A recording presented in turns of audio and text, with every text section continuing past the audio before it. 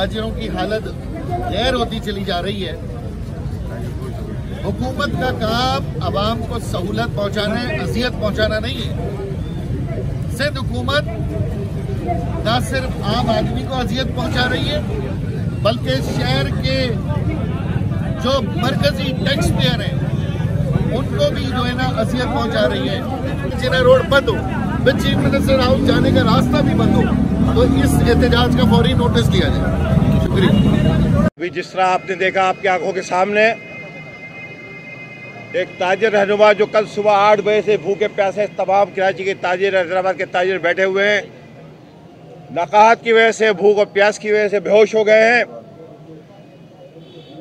अगर किसी ताजिर को कोई नुकसान पहुंचा और खुदा न खास्ता अल्लाह ना करे, अल्लाह ना करे, कोई ऐसी बात हुई तो हम कराची के ताजिर और कराची के शहरी उसकी FIR वज़ीर आला सिंध के खिलाफ कटवाएंगे कि जो बेहिसी की इंतहा पे बैठे हुए हैं। कल से इस पाकिस्तान को चलाने वाले गर्मी में, बारिश में, भूख और प्यास में बैठे हुए हैं, नीचे जमीन पे बैठे हुए गीले कपड़ों में, उनको पूछने के लिए कोई नहीं आया। किसी दुनिया में ऐसा नहीं होता। और ये तो वो लोग हैं जो पूरे पाकिस्तान का मुआशी पहिया चला रहे हैं। इनकी मेहनत की कमाई, इनका पसीना पाकिस्तान की मुआशी रग में खून की तरह दौड़ रहा है।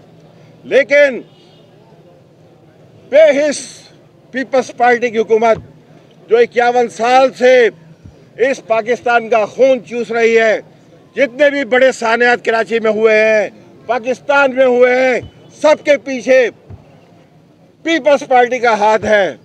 कहते हैं कि जमहूरी हुकूमत है, लेकिन ये जमहूरी हुकूमत नहीं, ये बदतरीन आमिर लोगों की हुकूमत है जो मुसलसल 13 साल से, इस मुसलसल 13 साल से 2008 से लेके आज 2021 ख़त्म होने को आ रहा है, सिंध पे हुक्मरानी कर रहे हैं, कराची का खून चूस रहे हैं।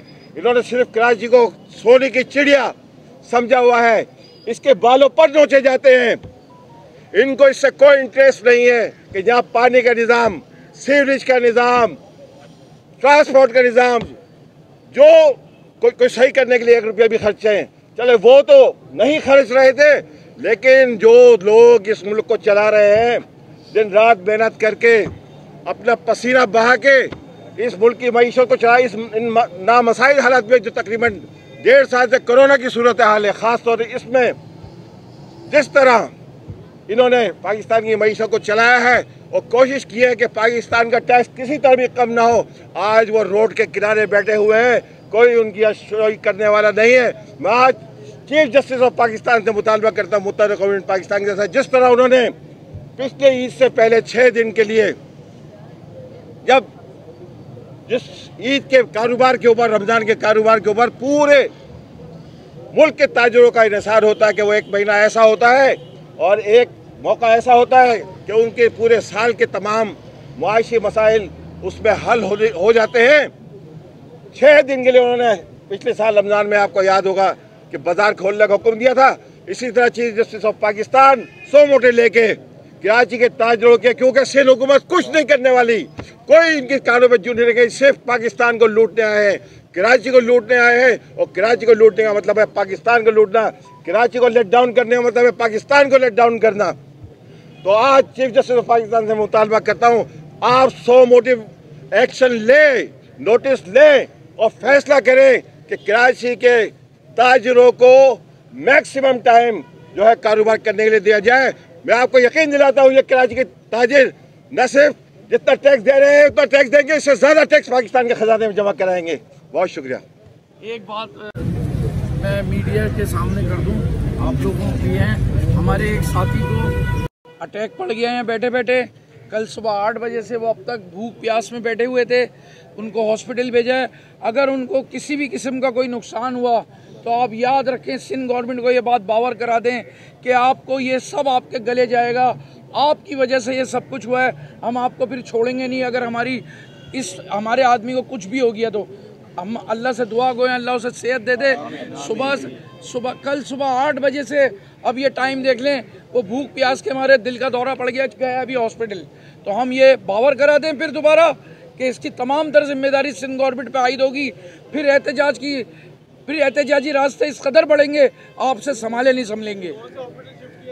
अभी रफीक जाफरानी साहब हैं, एडी की एम्बुलेंस में हॉस्पिटल सिविल भेजा है, सिविल की तरफ भेजा उन्हें।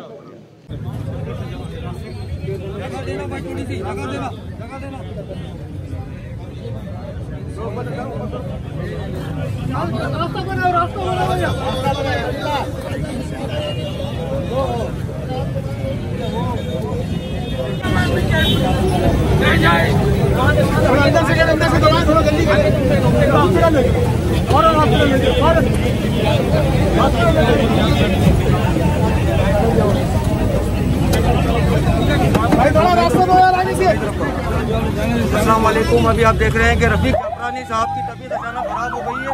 ये भूख हड़ताली कैंप है जो ताजिरों ने अपनी बका के लिए लगाया था। यहाँ पर अचानक एक मोहम्मद साथी हमारे ताजिर रफीक जाफरानी की तबीयत खराब हो गई है। उन्हें एम्बुलेंस में डालकर अभी जिला अस्पताल रवाना किया। आप देख रहे हैं city traders media news Karachi. बिस्मिल्लाहिर्रहमानिर्रहीम। आज जो हम यहाँ इस एहतजाजी कैंप में आए, यकीनन मैं समझता हूँ कि ये जो इन्होंने 2 किस्म के नोटिफिकेशन जारी किए, ये सरासर बदनीयती पर मबनी है।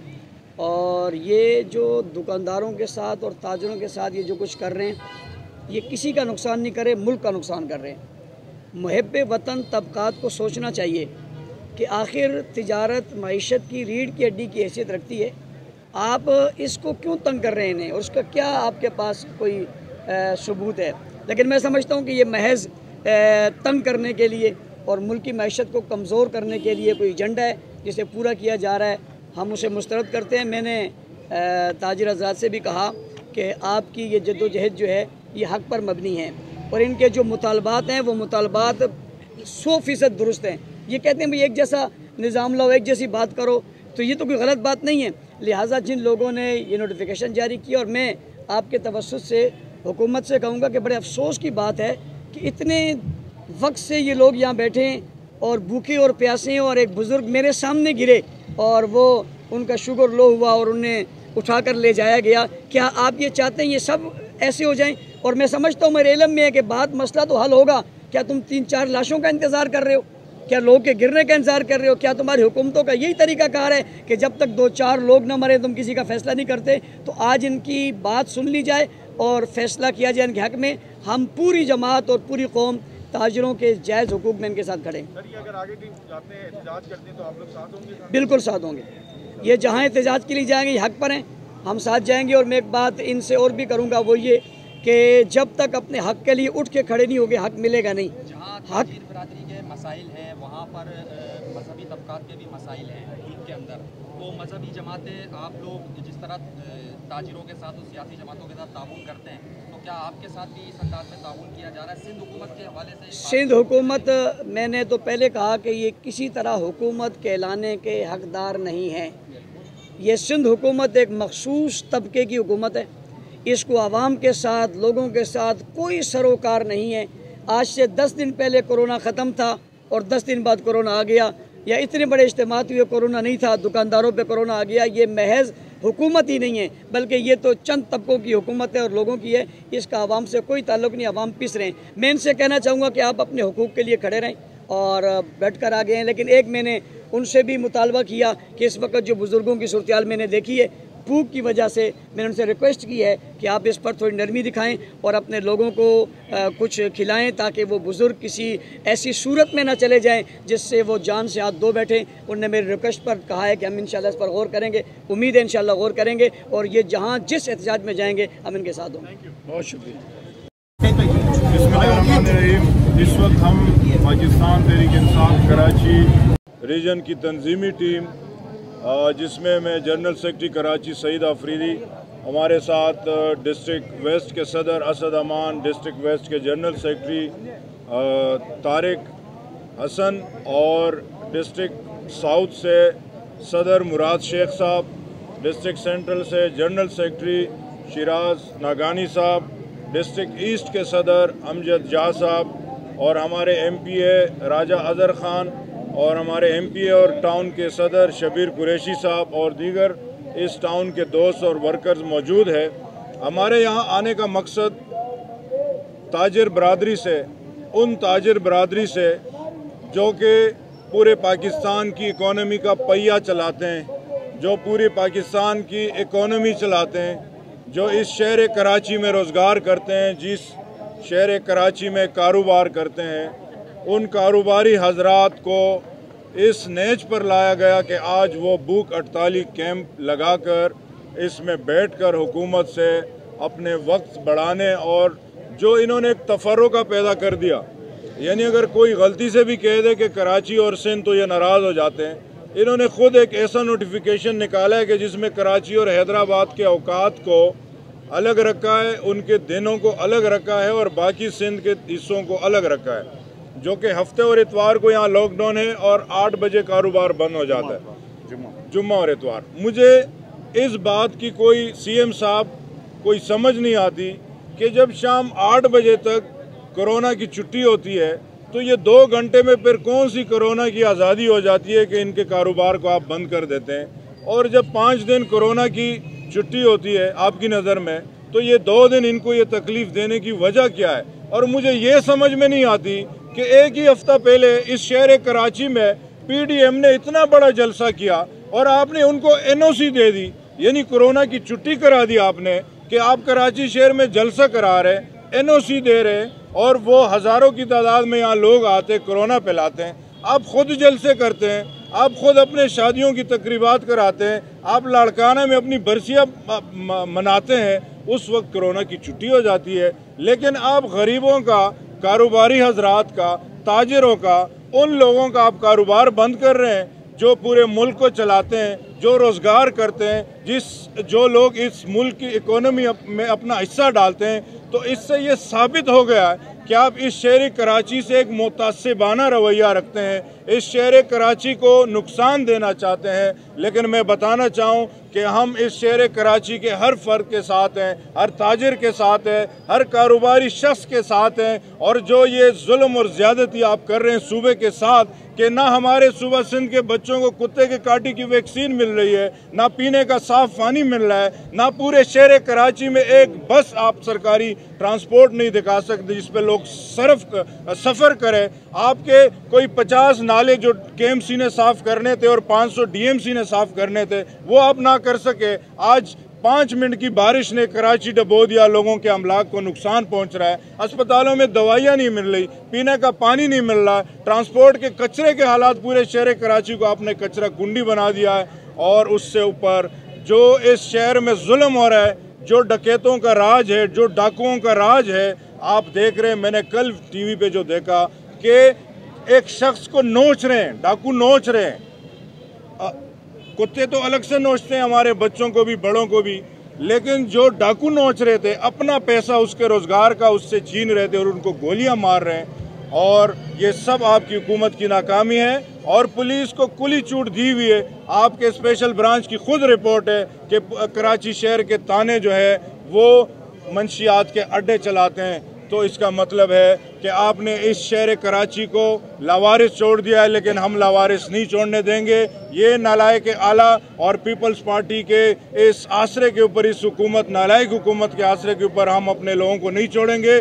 मैं अपनी ताजिर बरादरी से भी यहाँ गुजारिश करूँगा कि ये जो लोग, ये जो तबाही के दाने पर इस सूबे को पहुँचा चुके हैं, इनकी वजह से आपने जो इस कैंप का नाम रखा है भूख हड़ताली कैंप, तो मैं इनसे गुजारिश करूंगा कि आप इसका ये भूख हड़ताली कैंप हटा दें, आप एहतजाजी कैंप ज़रूर रखें, लेकिन इन जालिमों की वजह से अपने आप को आप इस तकलीफ़ में ना डालें। हम इस जालिमों को इंशाल्लाह चैन से नहीं बैठने देंगे और हम आपसे आपके शाना बशाना है, आप जो भी लाएमल तय करते हैं, मैं तो आपसे कहूँगा कि CM हाउस जाने का ऐलान करें। हम तमाम पार्लियामेंटेरियन और हम इंशाल्लाह कल अपना इजलास बुला रहे हैं कि पाकिस्तान पीपल्स पार्टी के वर्कर्स को भी हम बुला रहे हैं कि हम अपने शहर के साथ, हम अपने सूबा सिंध के साथ इस जुल्म को मज़ीद बर्दाश्त नहीं करेंगे। आप बिलफौर इनके मुतालबे को तस्लीम करें, बल्कि आप खुद तस्लीम कर रहे हैं कि आप सूबा सिंध में आपने इंडोर डाइनिंग की इजाज़त दे दी है, आप 10-10 बजे तक कारोबार की इजाज़त दे रहे हैं। तो शहर कराची से किस बात की आप